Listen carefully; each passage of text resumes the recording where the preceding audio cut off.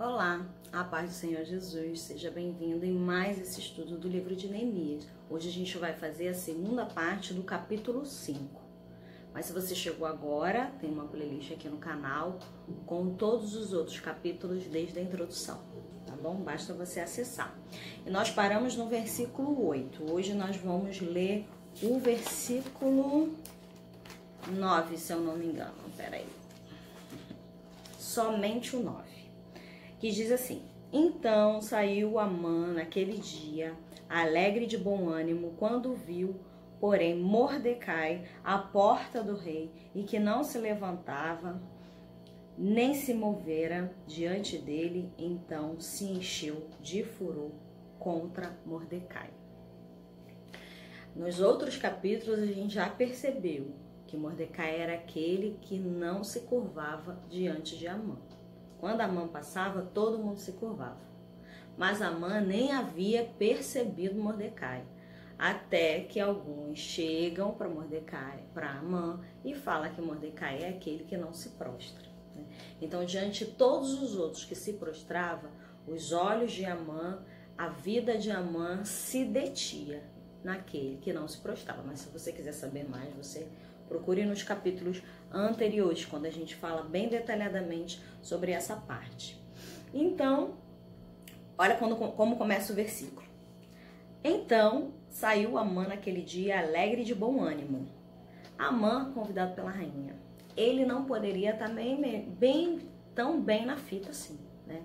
Além de ter todos os privilégios, além de ser aquele em que o rei confiava, naquele momento ali até a rainha estava ali lhe convidando, preparando. A rainha se dá o trabalho de preparar um banquete onde somente ele, além do rei, estava sendo convidado. Então, ele saiu muito entusiasmado, alegre, com o ego lá em cima. E assim ele sai daquele momento ali, né? Mas sempre tem mais. Quando não tem mais? Mas quando o coração dele estava ali naquela alegria, né? O ego dele estava ali inflamado, mas quando ele sai do palácio, ele dá de cara com quem? Com Mordecai. E quando ele dá de cara com Mordecai, o que Mordecai faz? Ele não se levanta, ele não se move. Na posição que Mordecai estava, na posição que ele estava, ele fica. Ou seja, ele não dá a mínima para Amã. Talvez Mordecai, ele já sabia do mandato, Mordecai já sabia que havia uma conspiração contra os judeus, que já havia um dia decretado, onde se ofereceram dinheiro até para matar todos eles.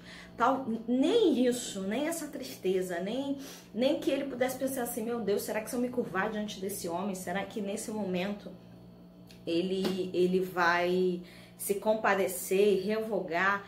Nada move Mordecai do propósito que ele. Então, nada tira Mordecai do propósito. Nada o faz mover, nada o faz desobedecer os seus propósitos, os seus princípios, porque ele era um homem de princípios. Então, nada o move dali. Ainda que ele veja Amã, ainda que ele possa pensar que Amã poderia fazer alguma coisa, nada o move do posicionamento que ele tem. E nesse momento, quando Amã vê Mordecai, não fala que Mordecai vê Amã, né? Mas vê que Amã vê Mordecai. Quando Amã vê o coração dele, nossa, o que fala? Se encheu de furor contra Mordecai. Meu Deus, eu fiquei pensando, por que ele ainda ia estar tão inflamado de furor? Por que ele ainda ia estar tão incomodado por um homem só? Por que ainda havia em Amã tanto contra um? Por que ver Mordecai, o posicionamento de Mordecai, inflamava tanto, influenciava tanto na vida de Amã, que Amã, do mesmo modo que ele saiu saltitante, porque havia sido convidado pela rainha, quando ele dá de cara, ele move totalmente, muda completamente. Então toda a alegria, toda a satisfação, todo o ego que ele teve pelo convite da rainha é lançado ao chão diante de um posicionamento que ele já vinha, sabe, aquela coisa que ele estava ali digerindo, porque ele já sabia que ele não se inclinava, ele já sabia que ele não se prostrava, ele já via convivendo, e cada dia que ele entrava no palácio ele precisava se submeter e entrar por ali, todo mundo se curvava, ele sabia que Mordecai não se curvava. Então o lugar de maior influência que Amã tinha, que era no palácio, era aquele que sentava e bebia com o rei. Nesse lugar, para ele poder chegar nesse lugar, ele precisava passar pelo lugar onde estava Mordecai, aquele que não se inclinava, aquele que não se prostrava. E todas as vezes, para poder chegar ao lugar onde seria honrado, ele era humilhado. Porque todo mundo via que Mordecai não se prostrava. E aquilo ali o enchia de furor, de raiva. Ele tinha uma raiva sobremaneira sobre isso. Então a alegria e o orgulho de Amã depara-se com a insubordinação de Mordecai. Apesar da ameaça decretada, Mordecai não se rebaixa, não muda a sua postura. Ele está firme nos propósitos. E quando a gente está firme nos nossos propósitos, não há vento que nos tire do lugar. Quantas vezes a gente não vê coqueiro, palmeira, dá aquela ventania e ela enverga para um lado, enverga para o outro, mas não sai do lugar. Como estão as nossas raízes? Será que nossas raízes são profundas ao ponto de aguentar o que vier sobre nós? Ou será que são superficiais e numa primeira debandada de vento, no primeiro assopro, cai? Porque não tem estrutura, porque não tem firmeza, porque não está alicerçado. Mordecai não, ele está alicerçado, ele está firme nos propósitos dele. Ele sabe o Deus que ele serve e ele não vai se inclinar a qualquer um. Ele se mantém posicionado, firme, ainda que havia um decreto, um dia, onde a vida dele estava em risco, onde ele poderia perecer, mas os propósitos dele não pereceriam. Ele permaneceria. E isso, no particular, né, de Amã, o incomodava demais. O incomodava demais. E a gente precisa entender, será que a gente, no propósito, a gente se incomoda com quem não está no propósito? Será que nós, no propósito, a gente desiste quando a gente vê quem não está no propósito? Será que a gente no propósito permanece? A gente continua? A gente persiste? A gente segue em frente? Nós precisamos seguir em frente com as nossas convicções. Nós precisamos permanecer firmes porque nós temos uma promessa. Há uma promessa sobre as nossas vidas e nós precisamos nos manter firmes quanto a isso. Então, Mordecai não temia. Não, ele não temia. Ele sabia quem tinha sido responsável pelo mandado, pelo que aconteceria naquele dia marcado, onde todos os judeus pereceriam e seriam extintos de toda aquela província. Ele sabia disso. Ainda assim, sabendo, ele não retrocede no propósito que ele tinha de permanecer fiel. Ele não retrocede na promessa que ele sabia. Por quê? Ele sabia da promessa que Deus havia feito a Abraão, Isaac e Jacó. Ele sabia da história. Ele era conhecedor da palavra. Será que nós somos conhecedores de fato dessa palavra aqui, da palavra do Senhor? De tomar posse das promessas que estão aqui escritas para mim e para você, de maneira que possa vir o vento, a confusão, a situação, o caos, a gente permanece firme porque há uma promessa sobre a minha vida e sobre a sua vida?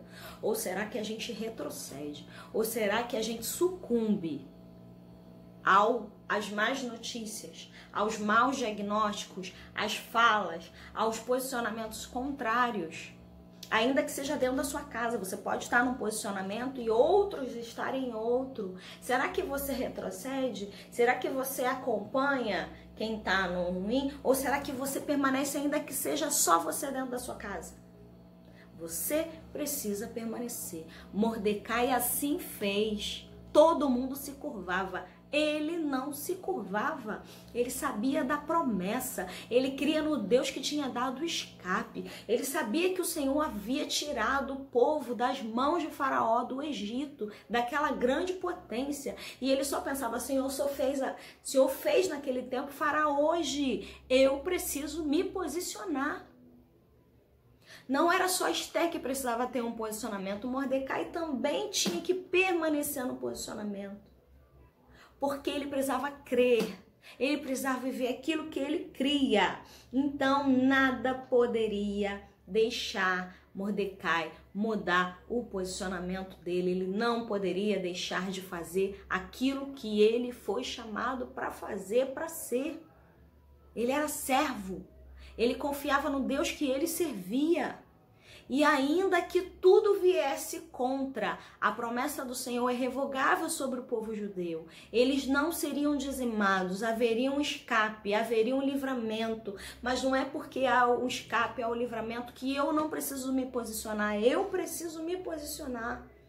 Justamente por isso, para que haja o escape, o livramento, eu preciso me posicionar para que eu esteja inclusa nesse escape, nesse livramento que vem da parte do Senhor sobre as nossas vidas. Eu preciso tomar conhecimento da palavra, tomar posse daquilo que está escrito aqui. Eu preciso ser um entendedor da palavra para eu poder tomar posse. Mordecai sabia a história, confiava no Deus, não cria só de ouvir falar, conhecia. Eu e você precisamos conhecer o Deus que nós servimos. Precisamos crer. Precisamos não crer como aquele cabestro de cavalo, sabe? Que só faz ele olhar para frente, olhar para frente, olhar para frente. Não, a gente tem os nossos olhos liberados. Mas o nosso olhar tem que ser focado nele. Ainda que caia aqui, caia ali, levanta ali, fale ali. O meu olhar é nele e eu preciso prosseguir. Mas eu só consigo isso se eu tenho entendimento da palavra, se eu me achego à presença, senão tudo se desfaz. Se não desfaz, porque é uma casa que foi construída não sobre a rocha, mas sobre a areia, que não há estabilidade, que não há segurança, que não há firmeza, que não há fundamento.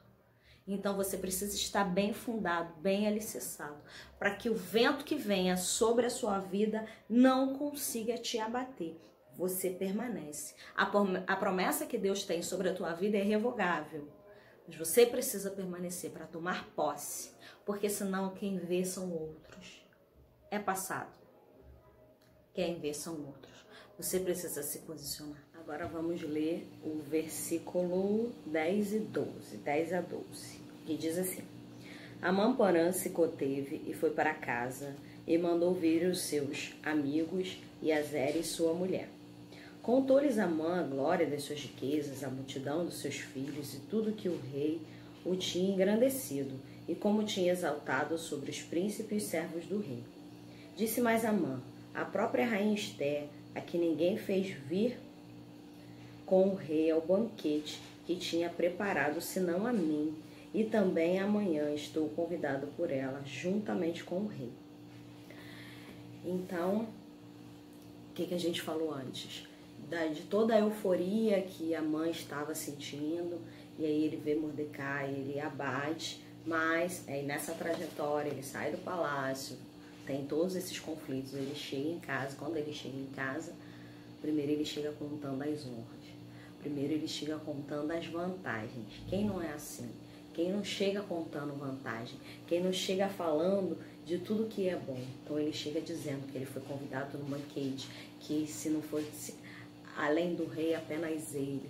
Ele chega contando das honras, ele chega contando do privilégio que agora ele tem diante do rei, diante do palácio, diante da posição que ele ocupa. Então ele chega na vantagem, ele chega na conquista. E é isso que ele chega falando, né? E eu fico imaginando a cena, né? Ele chega para os seus, conta todas as vantagens e todo mundo ali ficou ouvindo. Mas será que fica só nisso? Eu creio que não. Vamos ler o 13? No 13 diz assim: porém, tudo isso não me satisfaz, enquanto não vir o judeu Mordecai assentado à porta do rei. Depois, eu fico imaginando assim, ele reuniu aquelas pessoas, ele contou todas as vantagens, todas as honras que ele recebeu, tudo, né?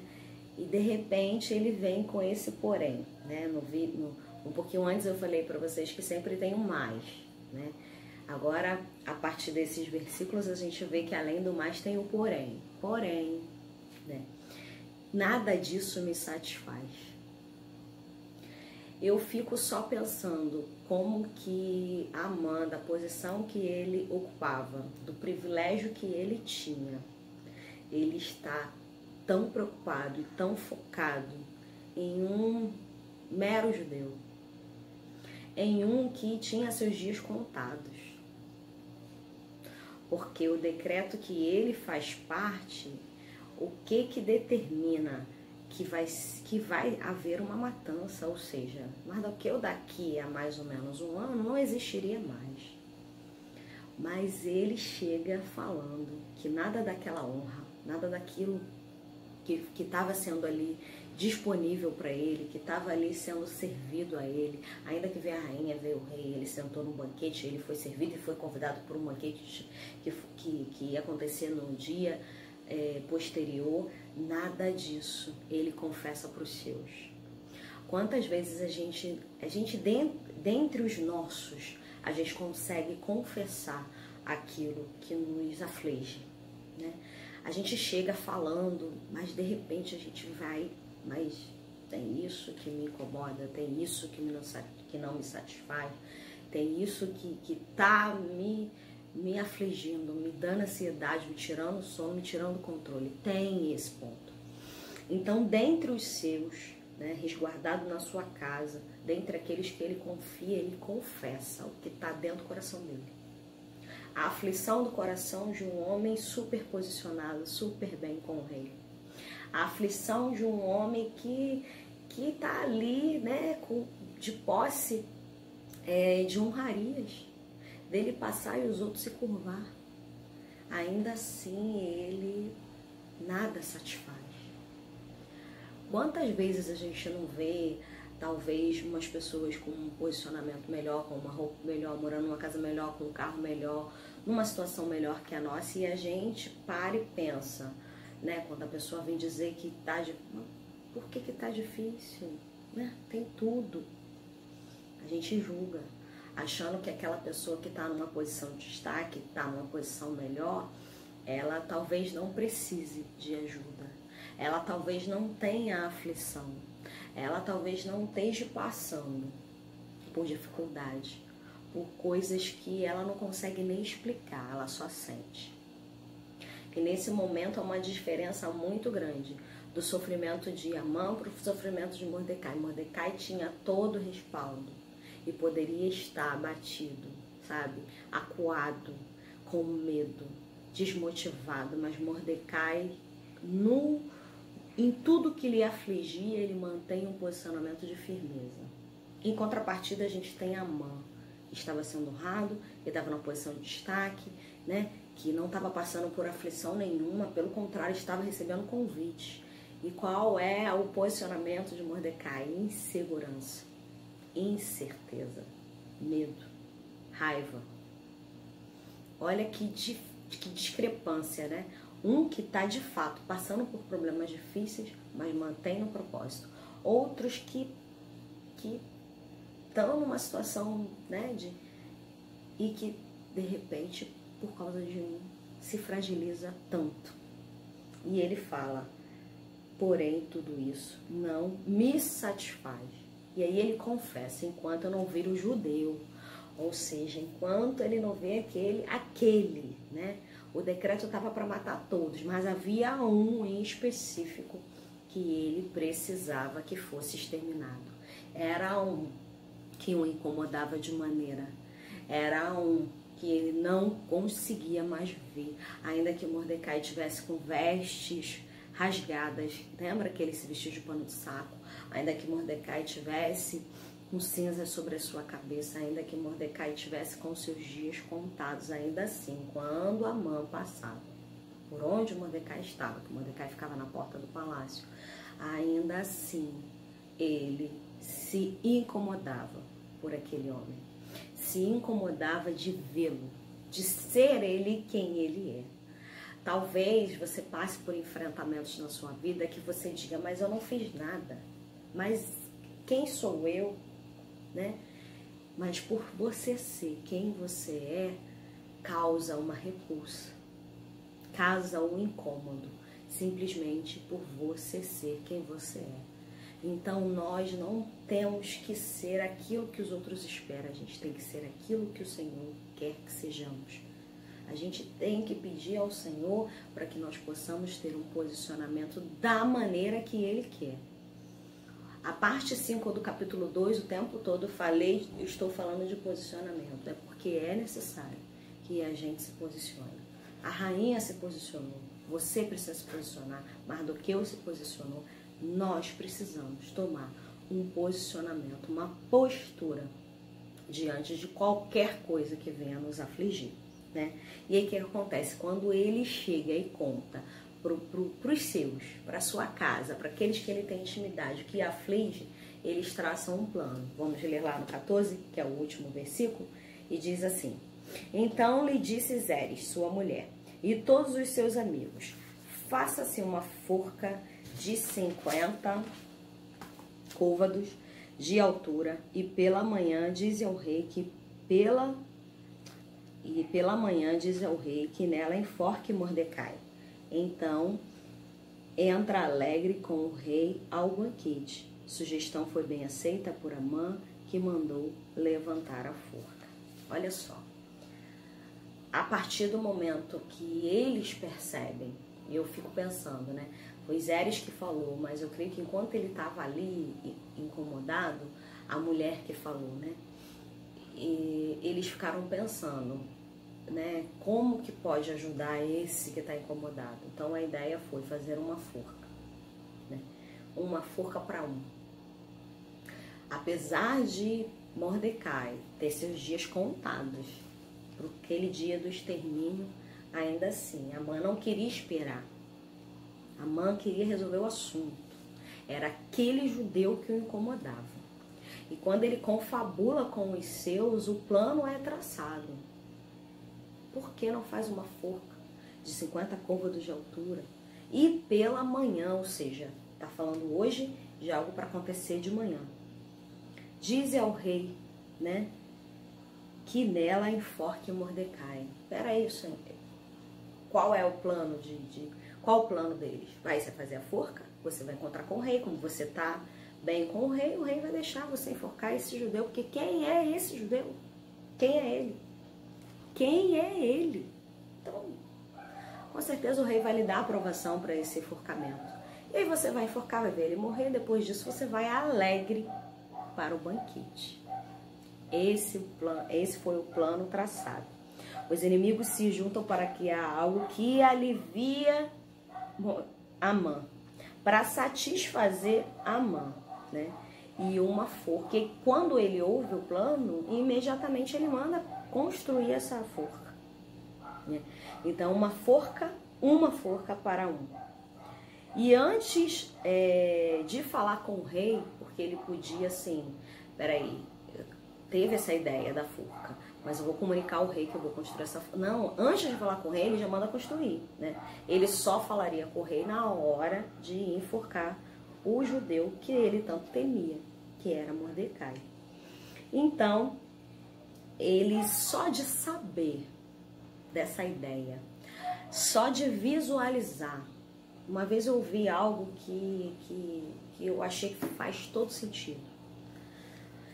De que muitas vezes a gente se satisfaz pelo simples fato de falar algo, né? Você precisa fazer algo, né? E aí você precisa começar a estudar, por exemplo, né? Voltar aos seus estudos. Aí você fala, vou voltar a estudar. O simples fato de você falar que você vai voltar a estudar já te satisfaz. E o que acontece? Você acaba não voltando a estudar. Ficou só na sua fala. Assim aconteceu com Amã. Só o fato dele saber que a forca, ele já visualizou a cena. A forca levantada, o judeu que ele odiava sendo enforcado. E aquilo já satisfez. Só a ideia satisfez. E ele já mudou o semblante, já mudou de atitude, porque aquilo coube perfeitamente naquilo que ele imaginava, no seu ideal, que o problema dele ia estar resolvido.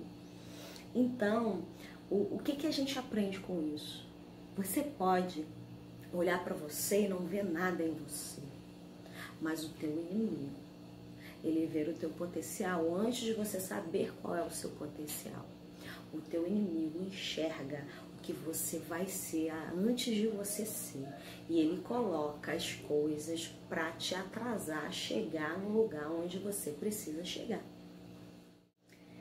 Ele vai articulando, ele vai trabalhando. Uma coisa que eu sempre falo, eu não vou deixar de falar, você precisa se conhecer. Você precisa saber todas das suas virtudes, assim como você precisa saber todos os seus defeitos. E você precisa colocá-los diante do Senhor. Se você não para conhecer quem você é, se você não para ter o teu devocional com Deus, o teu tempo com Deus, se você não faz isso, o inimigo está articulando, ele não descansa. Você já recebeu um decreto, Mardoqueu já tinha recebido o decreto de morte e estava ele no jejum. Lembra que a gente começou falando do jejum? Sim, no jejum, no terceiro dia de jejum que Esther se apresentou. Ou seja, eles estavam em oração e jejum, porque sabiam de um mandato que havia sido feito. Havia choro, no capítulo 4 a gente fala isso. Havia choro, havia um pesar sobre aquele lugar. Mas ainda assim, o inimigo, mesmo sabendo que os dias estavam contados, o inimigo não descansa. Ele não descansa, porque ele sabe do seu potencial. E ainda que o diagnóstico seja decretado, você tem ali, foi decretado, você tem duas opções: ou você aceita aquilo que foi decretado, ou você entra em oração, em propósito com Deus. Ou você se posiciona e fala: Senhor, já foi decretado sobre mim, mas o Senhor sabe quem eu sou. Se tiver que passar, passarei, assim como Jó falou. Mas o Senhor é o meu Deus. O Senhor é o meu Deus. O Senhor é comigo em tudo. Então Mordecai sabia que havia um decreto, um dia que ele seria exterminado, ele sabia. Mas ainda assim ele se posiciona, ainda assim ele não retrocede. E Amã e os inimigos, ao ver essa postura dele, ira-se. E o que faz? Trama.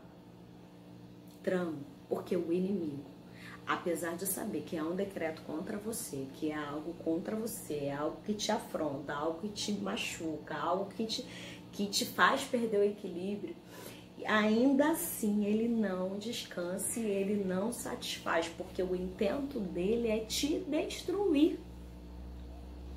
Então Amã satisfaz ao visualizar aquela forca, ao visualizar a grande insatisfação, porque Mordecai não era inimigo dele, ele que era inimigo de Mordecai. Mordecai não tinha poder para isso, mas ele tinha, Amã tinha. E só de visualizar já satisfez. E aí ele fala: amanhã acabou. Eu não sei se você recebeu um diagnóstico hoje, uma notícia hoje, né? Perdeu algo hoje, eu não sei. Mas ainda que isso esteja acontecendo hoje, a forca era para o dia seguinte. Você precisa continuar crendo mesmo que tudo diga que não. Enquanto Mordecai estava ali mantendo o seu posicionamento, ele não sabia que estava sendo confabulado um plano, além do mandato, né? Estava sendo confabulado um plano de uma forca para o matar. Ele não sabia disso. Você não tem como saber o plano do inimigo, mas você tem como saber o posicionamento que você precisa ter. E assim você permanecer. O inimigo não vai descansar enquanto não te destruir, mas você também não pode se cansar de estar na brecha. Você não pode se cansar de estar na posição. Você não pode se cansar, ainda que tudo confabule contra você.